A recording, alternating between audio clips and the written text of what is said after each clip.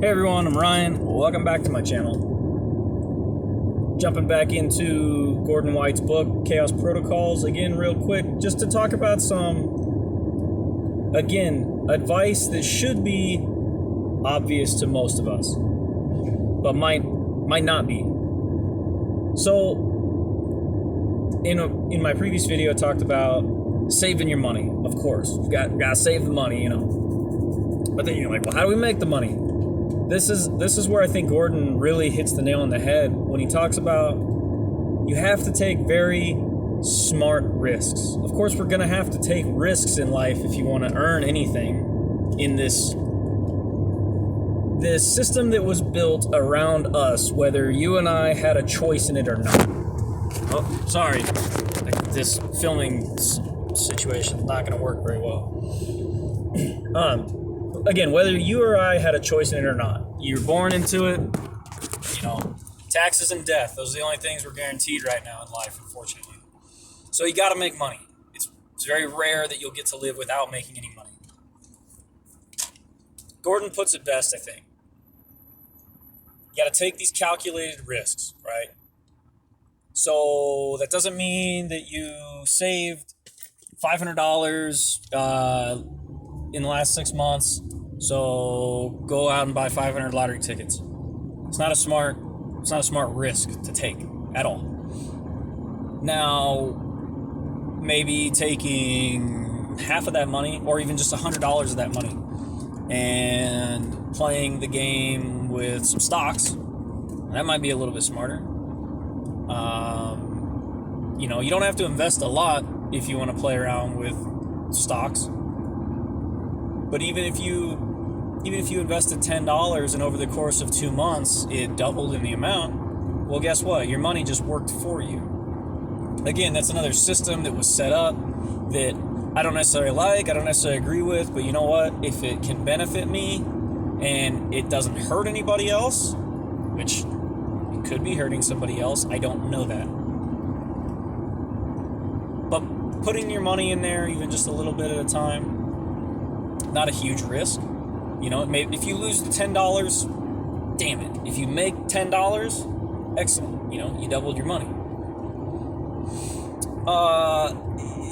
It's not, if you don't like your job and you don't want to do your job, don't just quit your job without having any options. I mean, that should be common sense 101. But a lot of people do that. They're like, I hate this job, I'm quitting. And they quit and they're like, shit, I still got to pay my rent at the end of this month. I got no money now.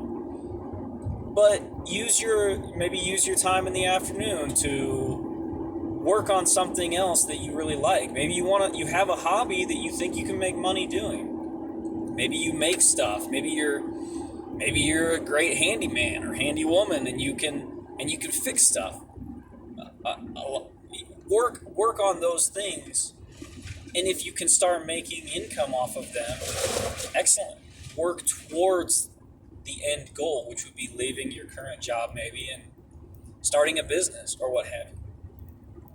Those are calculated risks, though, by just dedicating a little bit of time and energy into something else to work towards that. That's you might be risking your time, but hopefully you're not risking all of it, so that if it doesn't pan out, well, you know, you're not out anything. But if you quit your job because you're like, I know I could start this business, I know I got this. You quit your job and you take out all this freaking business loans because you think your job's going to be a hit and it crashes, that's too big of a risk. Now you might have lost it all. That might be the end. Spread your risks out too. Take lots and lots of small risks that you could afford to lose on. If you can't afford to take $100 out of that $500 you saved, then don't do it. If $100 out of that $500 is too much, don't take that risk. Again, not a financial advisor. I'm not telling you what to do with your money. I'm throwing suggestions out there for things that I know work for me. These are all my opinions. So somebody can't sue me and be like, this guy on the internet told me I should do this. It didn't work. Again, don't take it from me either, though. Take it from somebody who really knows what he's talking about. Get Gordon White's book, the Chaos Protocols book. Even if you're not into the magic stuff that's in there, which I have probably already 40 pages bookmarked of stuff that I want to try from that book. I'm skeptical when it comes to all this magical stuff and anything like that. So much of what he says in that book has resonated strongly with me that I feel like I'd be a fool to not at least try some of it, because it's a small risk for me. If I make a sigil and it don't work, well, I wasted a piece of paper and maybe some of my time. But it didn't lose anything. If anything, I might have gained a little bit of knowledge. So that's a good risk to take. His stuff, though, especially towards the later chapters and in the beginning when he talks about the terrible system that's built around us, especially here in America, it makes a lot of sense. So I'm not advertising for his book, but I guess in a way I am. Seriously, though, check out his book. Don't take it from me. Take it from somebody who really knows what they're talking about. The system around us is jacked. We all know that. But you can always do little things to fight back against it. We ain't going to bring it all down in one fell swoop. It ain't going to happen. It's been built up over too many years, too many decades. Too many manipulative people have built up these systems around us that are too ingrained in the society. But if we all take these small, little chances, then it will make a difference in the long run. Gordon talks about how crowdfunding, he hopes, will become the new norm.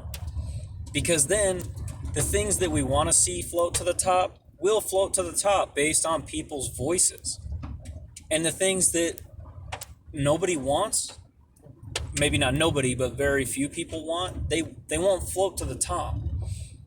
He says that capitalism would be better called riskism, because that's what you're doing. You're taking an amount of money and you're risking it to start something or to possibly gain more capital.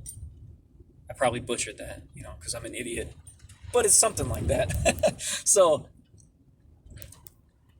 capitalism can be hard on a lot of us, but capitalism can help a lot of people as well. And it's probably not the worst system in the world. It might be a bad one, but I don't think it's the worst system. I think it could be combined with a few more. I've kind of touched on that a little bit. I think we could do some things different.